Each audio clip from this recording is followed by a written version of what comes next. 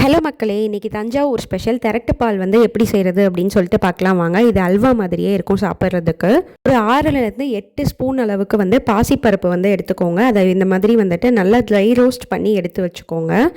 So இதை கொஞ்சம் நேரம் காய விட்டுடலாம். அதே பேனில் இப்போ வந்துட்டு 2 டேபிள் ஸ்பூன் நெய் ஊற்றி முந்திரி பருப்பு வந்து குட்டி குட்டியாக நறுக்கி வச்சுருக்கேன். அதை வந்துட்டு நம்ம ரோஸ்ட் பண்ணி எடுத்துக்கலாம். பாசிப்பருப்பு வந்துட்டு இப்போ ஆறிடுச்சு. ஸோ அதை வந்துட்டு நம்ம அரைச்சிட்டு வந்துடலாம். பாசிப்பருப்பை சின்ன ஜாரில் போட்டு அரைங்க, அப்போ தான் அது மிக்சிக்கு வந்து எட்டும். பாசிப்பருப்பை அரைச்சிட்டு வந்ததும் அதை ஒரு பெரிய ஜாருக்கு வந்து ட்ரான்ஸ்ஃபர் பண்ணிடுங்க. இதில் 1/2 மூடி தேங்காய், 2 ஏலக்காய், 1 ஸ்பூன் இடியாப்ப மாவு, 4-5 ஸ்பூன் வந்து நாட்டு சக்கரை, இதெல்லாம் சேர்த்து கொஞ்சமாக தண்ணி ஊற்றி வந்து நல்லா அரைச்சி எடுத்துகிட்டு வந்துடுங்க. குட்டி கிண்ண அளவுக்கு தண்ணி ஊற்றி அரைச்சி எடுத்துகிட்டு வந்துக்கலாம். இப்போ இதை வந்துட்டு நம்ம ஆல்ரெடி முந்திரி பருப்பு வறுத்தோம்ல, அந்த நெய்லேயே போட்டு கிண்டணும். நல்லா அல்வா பத்துக்கு கிண்டணும். நடுவில் வந்துட்டு ஒரு 4-5 ஸ்பூன் வந்துட்டு நெய் ஊற்றிக்கோங்க. நல்லா கிண்டி அல்வா பதத்துக்கு கொண்டு வரணும். நம்ம வறுத்து வச்ச முந்திரி பருப்பை போட்டுட்டு ஸ்டவ் ஆஃப் பண்ணி இறக்கிடுங்க. ட்ரை பண்ணி பார்த்துட்டு எப்படி இருந்துச்சுன்னு சொல்லுங்கள்.